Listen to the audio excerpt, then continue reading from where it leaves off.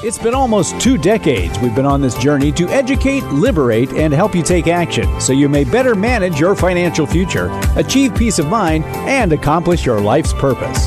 This podcast reveals financial tips, strategies, and insights that will help you set your goals and guide you along the way to help you achieve them. This is Managing Your Financial Future, brought to you by the advisors at Lucia Capital Group. I'm your host, Johnny Dean, with our own Rick the Professor Plum, Chief Financial Planning Officer. Managing your financial future, that's what we do on this program. Your future, your present. Can't do much about your past, unfortunately, but we are doing what we can to help you out. Johnny Dean, Professor Rick Plum, Certified Financial Planner Professional, here with me once again. Welcome back, Rick. At some point here, we're going to have to get you back in the studio with me. Being together again? Boy, that's going to be an interesting day. I know we've gotten used to each other doing this social distance, whatever it is, but I think at some point we're just going to have to bite the bullet and get us back in studio together because it does take a little bit more work. But anyway, we are doing this yet again. This is episode 2 of season 3 for those of you keeping track. And I wanted to get into something that we talked about one time, I think, on a Lucia Capital Group Weekly not too long ago, kind of depending on when people are listening to this and when people are getting the Lucia Capital Group Weeklies. By the way, which you can do if you want to subscribe to that, you can go to luciacap.com and we'll send it out to you. But this had to do with something called the best college education tax credit you've never heard of. Now, by you, I don't mean you or me because we've talked about this before, but this is really kind of a hidden gem. Now, you have put, 8, 9 kids through college? I forget. No, it was only 3. It just felt like it. It just felt like more. So you got 3 for the price of 9 is what it was when it comes right down to it. I thought spreading the kids out 3 and 4 years apart was smart until they got to college. No. And it was just 10, 12 years of college education after another. No, it was like having, waiting at an intersection. Just when you think the bus has passed, here comes another one. Got to wait for that. I mean, it's just kind of unending. Train is a longer train than I thought. Well, I told you to push for community college, and you said no. Your kids wanted to go to I don't even know where they went, quite frankly, but it was not cheap, and you had to do that for 3 people, and who knows, in about 17 years you may be funding another one because college I'm costs. Still here? We'll see. Well, all you got to do is sell your house, and you can pay for 1 year, I'm sure, at that time. Anyway, obviously, we know that college is expensive. It keeps going up. It seems to keep going up every single year. I don't know what's going to happen with colleges. I suspect over the next maybe 10 years, I don't know for a fact, but I suspect that there will be some form of public college education available, like we have public high school available. And public community college, pretty much? Yeah, which it was a wonderful idea. And I took a couple of classes way back in the, late 20s, early 30s, like you and I both did. And it worked out very nicely. I may have paid a $20 registration fee, but that may have been about it. So it was nice. Now, we may get stuff like that back, but in the meantime, how do you pay for it now? And I said one you've never heard of, I will call it little-known tax credit that might allow you to get some of this back. Professor Plum, I want you to talk about this a little bit. It's called the American Opportunity Tax Credit. Right, and it's for when the kids actually go to school. And we all talk about saving for it, but a lot of times the saving for college just doesn't happen. There's too many other things in life that happen. So by the time they get to be 18, 19, and they actually go to college, we're scrambling for the money to pay for it. But there is some help from the government in the form of tax credits, a reduction in the taxes you actually owe in a given year, and potentially refundable at that as well, is the American Opportunity Credit. And it came about, a decade or more ago now. And it's available for the first 4 years of undergraduate college. It doesn't matter whether the child takes 6, 7 years to get their bachelor's degree or not. It's only good for four tax years. It's up to $2,500 in credit against your taxes. That means that if you normally break even at the end of the year, you could get a potential refund of $2,500 back as a tax refund. That could be very nice. It could be really nice. Get some money back in your hands after you've spent the money on college. And the credit is basically It's 100% of the first $2,000 you spend on qualified tuition or qualified education expenses, and 25% of the next $2,000. That's $500. So that gives you the $2,500 max credit. Now, a credit is different than a tax deduction. A tax deduction reduces the amount of income that you have subjected to tax. A credit reduces the tax you actually owe dollar for dollar. Yeah. Frankly, I like credits better than, $1,000 deduction versus $1,000 tax credit. The credit's a better deal. Oh, you better believe it. $1,000 deduction might save you $200, $300 if you're in a special. Well, at most, it's going to change you $370. Yeah, so that's all it's going to save you. But an actual credit of $1,000 reduces the taxes that you owe by that. And if you're in a fairly low income area or a low tax bracket where you don't owe a lot in taxes, if it wipes out your taxes all the way, up to 1,000 of it could still be refundable, even if you don't owe that much in taxes. So you could, if your income tax bill for the year was $1,400, it would wipe out the 14 and give you back another $1,000. And so that is really useful for a student that is working, that is actually trying to pay for their own education. Yeah. That's the refundable nature of it, in other words. Now, if you're a parent and you're looking forward to this or looking to use it, or you're a student that's making pretty good money, there are income thresholds. You can't be making too much money and get this. If you're a single individual and your child is going to it, or you're the student and you're trying to take it yourself, if your income's over $80,000, you're going to get nothing. You're not going to get the credit. If you're married filing a joint return and you're looking to try to get this credit, and your income is over $160,000, not going to get much. But if you're under those thresholds and you're trying to get this credit for either yourself going to school or for a dependent of yours going to school, then it can come in handy.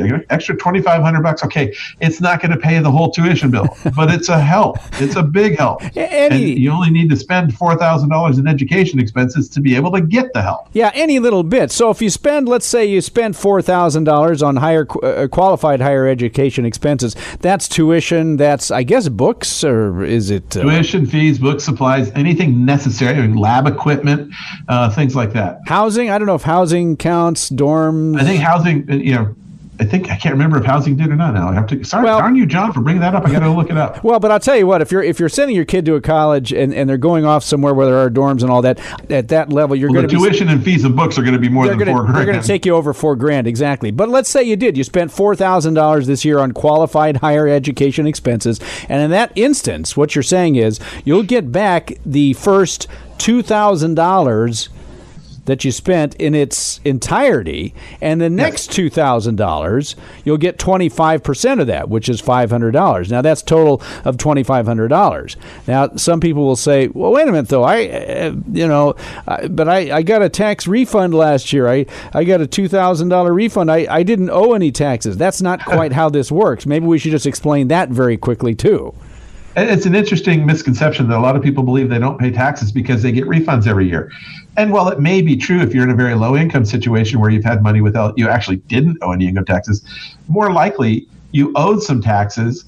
The withholding that you did from your paychecks and other sources of income totaled up to more than what your taxes were, and the difference is refunded to you. So your taxes were $3,000 for the year, but you withheld $5,000, and you got a refund of $2,000. Mm-hmm. You already paid in, $5,000 through withholding out of your paychecks, but your taxes were only, say, $3,000 in this example.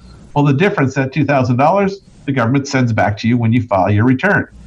In the case of this credit, if that were the instance where your taxes were $3,000 and you had paid in $5,000, you would get back your $2,000 just like normal, but then you would get back an additional $2,500 in refundable money. So your tax refund, instead of being $2,000, would be $4,500. Well, and in this case, in essence, the government's paying for $4,000 or $2,500 worth of your education. They're footing the bill for you. Which, right, that's per student. So if you have multiple kids in school, you can claim it multiple times. Multiple times, yes. Now, as you said before, but let's just emphasize this, that you're only eligible for the first, we'll call it the freshman through senior years, correct? Well, it depends on how long they take. Some people take more than 4 years. It's only available for 4 years. If you have 4 senior years and you didn't claim it before, well, you can use it for every one of those senior years if it took you that long to go to school. If you had 4 senior years, I'd think you're wasting your money at college, but okay. You're right. Yeah. So 4 years. It doesn't matter what year you are in school. It's only good for undergraduate degrees or technical schools. And it's not, what I'm saying is not postgraduate, not for good for masters or doctorates. And you can only claim it on four tax returns per child. Now, is this, maybe you knew this, maybe you don't, because I know we don't have all the notes here in front of us. But if you've paid for it with a student loan for that year, does that mess it up in any way? Because I know we're talking about people who pay the tuition, I guess, as they go along. The student loan shouldn't mess it up, but if you were getting grants or other education, if you take money out of 529, if you have a grant that reduces the college expense, if you have other help from other sources, then it can that reduces what you're actually paying out of pocket, and so it's reducing what the credit will be. Yeah, and if you had $16,000 worth of higher education expenses, again, they're only telling you you're only going to be getting the first eligible $4,000, which gives you $2,500 back. And yes, right. You're right, Professor. It's not going to take care of your entire college bill, more than likely, but it's a help. It's a help. It's not designed to take care of the whole thing, but it is designed to help a little bit. Yeah. They can't pay for everything. It's kind of like a coupon for it. And the interesting thing is, among a lot of people that I've talked to, they've never heard of this at all. They didn't know how they did it. And I'm assuming that maybe some of the tax software would run you through that, but people who don't use the tax preparation software, or if you don't mention to your tax preparer that you've got a kid in college somehow.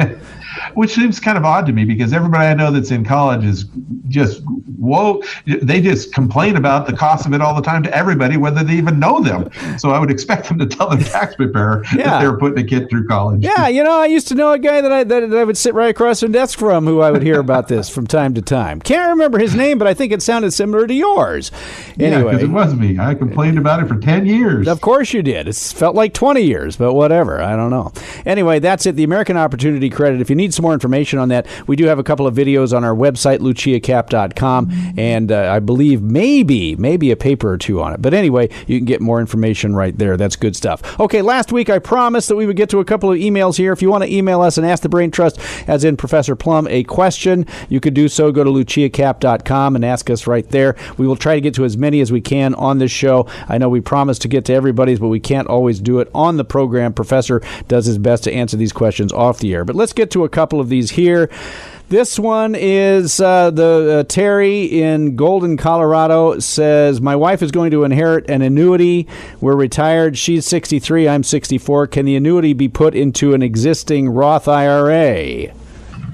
Not unless it's currently it couldn't go into an existing Roth IRA anyway, because it would have to go to an inherited. But unless the money's already in an IRA when you inherit it, it's not going into an IRA otherwise. Yes.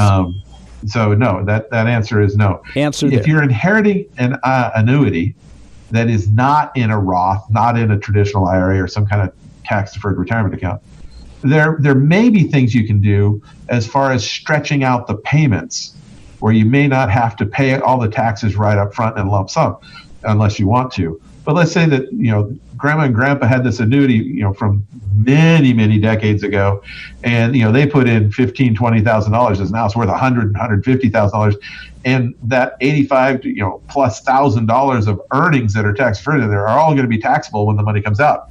Lump sum, that might be kind of costly, but there may be ways to stretch that out over a series of years and stretch the taxation out to maybe keep you away from the income-related monthly adjustment amount for Medicare, maybe keep you away from another tax bracket, maybe keep some of your Social Security out of taxability. So there's, stretching it out may be in your best interest. And so there may be ways nowadays to be able to stretch that payment out. And we haven't always had this option, up till several years ago. if somebody passed away, it was nice that you got the money, but you're going to have to pay tax on it in lump sum. Now we have the ability in many cases to stretch it out. Yeah, it's a nice thing, and there are any number of ways you can go with this. There's some nice planning opportunities, and that example you gave of growing 20,000 to 100, that's just a hypothetical example. Very much hypothetical. Yes. There's no guarantee on that. I had to say that. No guarantees. No. Let's see if we can get to one more. We got a little bit of time here. This is Ray in Las Vegas. I need to give $100,000. Wow. I need to give $100,000 to each of my 2 children.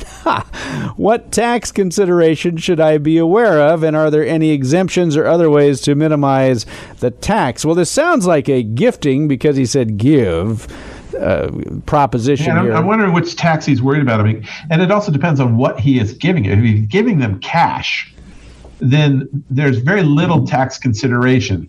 There's no income tax consideration. It's not deductible to him. The money is not income taxable to the recipient, to the children.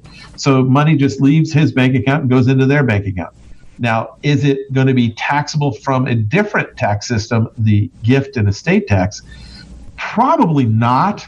But we have to look at who Terry was the person that asked. This is Ray in Las Vegas. Oh, this is Ray. Terry was the first one. If Ray is worth more than currently $11,400,000, yeah, there could be something down the line. He would want to report this as partially a gift. We are allowed to give $15,000 to anybody we want one time a year, up to $15,000 throughout the year. As long as we don't exceed $15,000 during the year, it is a non-event from the gift tax situation. If we exceed $15,000, then technically it is a taxable gift for the gift tax purposes. But unless our taxable gifts over our lifetime come up to a higher than $11,400,000 cumulative total, we don't actually have to pay a tax. I don't know what the percentage is, but I would say the vast majority of people are not worth $11,400,000. No, and if Ray is married, then his spouse. Then it'd be $22,800,000. 22.8. I mean, so it's unlikely that there would be any gift tax, or even if the IRS would even care if they filed a return at that point, because if he's worth $1 million, it's unlikely he'll ever have any issue with gift taxing or estate taxes. And that's just more paperwork the IRS has to deal with. It doesn't mean anything. Although technically you're supposed to file Form 709, gift tax form, and all that stuff. So, but it's not going to cost any. It doesn't cost the kids any tax money. It doesn't cost him any tax money unless he's already given away $11,400,000 personally. And it's just kind of a non-issue. Yeah, where we have seen these issues before is for example, athletes who have made, elite athletes who made $100 million, $200 million over their career, and they've been given away. They gave away $30, $40, $50 million of gifts to relatives, family members, not charities. This is nothing to do with charities. This is to individuals or strangers or whoever it is, individuals. Yeah. Then they tend to wind up with gift tax issues. But we had a lot more of this issue when the gift tax limits were significantly lower. It used to be $1 million. Yeah, go back 30 years, it was $600,000 if you exceeded cumulative lifetime gifts of more than $600,000, then you would have to deal with paying taxes. And at that point, it's still the person that gives the money that owes the tax, not the recipient. Yeah, and that's when we actually had more planning opportunities back then when you had the AB trusts and all that other stuff that we used to deal with. We still have AB trusts, but for different reasons. Yeah, different regions, not so much estate planning. So, and I love how they've raised it over the last 20 years from $650,000 or whatever it was to $11.4 million per person. Yet we still have, a $3,000 capital loss limitation. Exactly, and the Social Security taxation limits haven't moved. since 1983 and 93. Yeah, I find that odd, and I think I know why. Anyway, we're out of time. Thank you so much for that. We have a couple more emails, and I'm going to semi-promise, but not completely promise that we'll get to them next time. But if you want to email us once again, go to our website, luciacap.com, Lucia cap.com, and send us an email. You can also find all of our videos, and don't forget our podcasts and all that stuff, because you're listening to it right now. All right, we're out of time. My thanks to Professor Rick Plum. We'll catch you again next week. For Professor Rick Plum, Certified Financial Planner Professional, I am Johnny Dean. We'll catch you again next week. Managing Your Financial Future. Talk to you then. The information provided should not be considered specific tax, legal, or investment advice and is not specific to any individual's personal circumstances. To the extent that this material concerns tax matters, it is not intended or written to be used and cannot be used by a taxpayer for the purpose of avoiding penalties that may be imposed by law. Each taxpayer should seek independent advice from a tax professional based on his or her individual circumstances. Different types of investments and or investment strategies involve varying levels of risk, and there can be no assurance that any specific investment or investment strategy, including the investments purchased and or investment strategies devised by Lucia Capital Group, will be either suitable or profitable for a client's or prospective client's portfolio. Thus, investments may result in a loss of principal. Accordingly, no client or prospective client should assume that the presentation, or any component thereof, serves as the receipt of or a substitute for personalized advice from Lucia Capital Group or from any other investment professional. You should always seek counsel of the appropriate advisor prior to making any investment decision. All investments are subject to risk, including the loss of principal. This material was gathered from sources believed to be reliable. However, its accuracy cannot be guaranteed. These materials are provided for general information and educational purposes based upon publicly available information from sources believed to be reliable. We cannot assure the accuracy or completeness of these materials. The information in these materials may change at any time and without notice. Earnings from a 529 college savings plan can grow tax-deferred and may be withdrawn free of federal taxes when used for qualified education expenses. Non-qualified withdrawals are subject to a 10% penalty tax. Roth IRA earnings will be taxed at ordinary income rates, and a 10% penalty tax will apply if withdrawn prior to age 59 and a half or within 5 years of the date the Roth IRA was established, whichever is longer. IRA withdrawals will be taxed at ordinary income rates. Withdrawals prior to age 59 and a half may also be subject to a 10% penalty tax. Examples cited are hypothetical, are for illustrative purposes only, are not guaranteed, and subject to potential federal and state law amendments. There is no guarantee that you will achieve the results discussed or illustrated. Annuities are long-term investment products designed for retirement purposes. Guarantees are based on the claims-paying ability of the issuer, subject to their terms and conditions. Early withdrawals may be subject to surrender penalties and, if taken prior to age 59 and a half, may be subject to an additional 10% federal tax. Annuities are not FDIC insured. Certain terms and conditions apply, so please read insurance company materials carefully. The information provided is based on current laws, which are subject to change at any time. Lucia Capital Group is not affiliated with or endorsed by the Social Security Administration or any government agency. Social Security rules can be complex. For more information about Social Security benefits, visit the SSA website at ssa.gov or call 800-772-1213 to speak with an SSA representative. The investment professionals are registered representatives with and securities and advisory services offered through LPL Financial, a registered investment advisor, and member FINRA SIPC. Lucia Securities, LLC was acquired by LPL Financial August 2020. The investment professionals of Lucia Securities, LLC are now affiliated with LPL Financial and are conducting business using the name Lucia Capital.